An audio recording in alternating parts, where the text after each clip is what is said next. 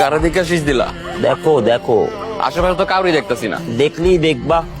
এই মেয়ে, তোমার তো ভাই রুচি খারাপ। গায়ের রং দেখছো, অন্ধকারে দেখা যায়। আরে আমি তো ভাবছিলাম জামাই কেন গাল। আপা একটা কথা বলতাম। কি বল? আপনি যদি একটু আপনার ভাইকে বলতেন আমাকে নিচ পর্যন্ত এগিয়ে দিয়ে আসতে। গলির মধ্যে কয়েকটা বখাটে ছেলে আড্ডা দেয়, তো তো ওদের সামনে আসলে একা একা হেঁটে যেতে একটু ভয় লাগে। তোমার ভয় লাগে? তোমার গায়ের রং যে কালো, রাতের অন্ধকারে তো তোমাকে দেখাই যায় না। চল না আমরা একটা সেলফি তুলি। দাঁড়া, তোর জন্য সেলফিটা নষ্ট হয়ে যাবে। একটু পরে আয় দোস্ত, তোর সাথে পরে সেলফি তুলবো। কিছু বলবা? যে ছেলেটা দেখতে আসবে সে নাকি আগেও একটা বিয়ে করছিল, একটা ছেলেও আছে 6 বছরের। তো আপনার কি মাথা খারাপ? এমন একটা ব্যাটার সাথে কি আমাদের মেরে বিয়ে দিব? তোমার মেয়েরে কি রাজকুমার লোকে বিয়ে দিবা? তোমার মেয়েরে দেখছো? গায়ের রং দেখছো? তুমি একটা কথা বলি, কানা ল্যাংড়া লুলা যা পাবো তার লাগে তোমার মেয়ের বিয়ে দেবো।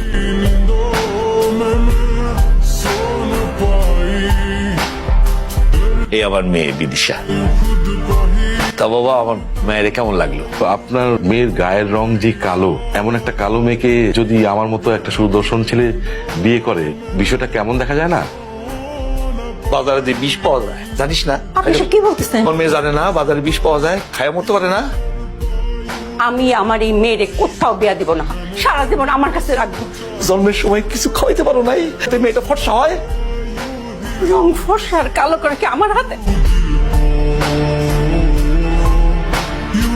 মা, তুমি কি আমাকে জন্ম দিয়ে পাপ করছো মা? আমি কোনো পাপ করি নাই, কিন্তু তোর বাপের কথা শুনে মনে হয় আমি যেন সত্যি সত্যি পাপ করছি। এই সমাজে কালো মেয়েদের কোনো দাম নাই, কিন্তু তারা যদি পড়াশোনা কইরা শিক্ষিত হইয়া একটা পজিশনে যাইতে পারে, তখন সমাজ তারে দাম দেয়। আমাকে একটু সময় দাও মা। মানে আমি তো তোর পাশে আসছি, তুই পড়াশোনা কইরা এমন একটা জায়গায় ওঠ যাতে তোর সামনে কেউ মাথা উঁচা করে দাঁড়াইতে না পারে।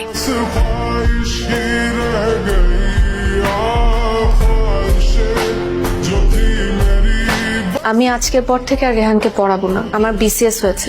Wow, congratulation. কিছুদিন পরে তো তুমি বড়লোক হয়ে যাবে, টাকাও ইনকাম করবে। Thank you.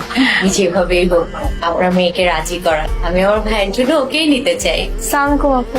ওয়ালাইকুম আসসালাম। আপনি তোর জন্য উনি একটা বিয়ের প্রস্তাব নিয়ে আসছে। আপনার নাকি একজন ভাই আছেন?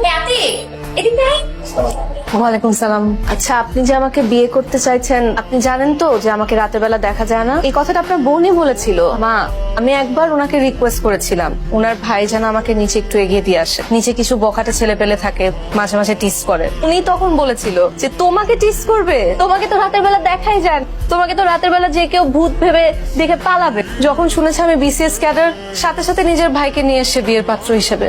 আমি তো এরকম ছেলেকে বিয়ে করবো না মা, যে আমার চাকরির লোভে কিংবা আমার গায়ের রং বিবেচনা করে আমাকে বিয়ে করতে চায়। আপা, আপনি নিশ্চয়ই বুঝতে পারছেন আমি কি বলতে চাচ্ছি। ওই যে ছেলেটা বিদিশাকে বিয়ে করতে চাইছিল, ও রাজি হয়েছে। আপনি বিয়েতে রাজি? জি।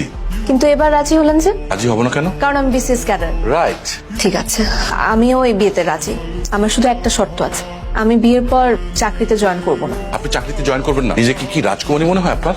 আয়নায় কখনো নিজেকে দেখছেন? দেখতে যে কালোর কালো। আপনার 7 কপালের ভাগ্য যে আমার মতো সুদর্শন একটা ছেলে আপনাকে বিয়ে করতে চাইছে। এইটা কি স্যান্ডেল। মারবো নাকি যাবেন? যাবো। ছেলেটা তারা দিলি তোর মতো কালো মেয়েরে বিয়ে করতে চাইছিল, এটা তো তোর সৌভাগ্য। আমি জানি আমি কালো বাবা, তাই তো আমার একটু সাজগোজ করাটা অপরাধ। আমি একটু সুন্দর করে সেজে বের হলে পাশের বাসার আন্টি কি বলে জানো? কালো কাক নাকি কখনো সাদা বক হতে পারবে না। কিন্তু ওরা তো বাইরের মানুষ, তুমি তো আমার বাবা। তুমি কিভাবে পারো নিজের মেয়েকে এতটা কষ্ট দিয়ে কথা বলতে? আচ্ছা বলো তো বাবা, কালো মানুষের গায়ে থেকে কি পচা গন্ধ বের হয় যে তোমরা সভ্য সমাজের মানুষেরা এভাবে করে নাক সিটকা?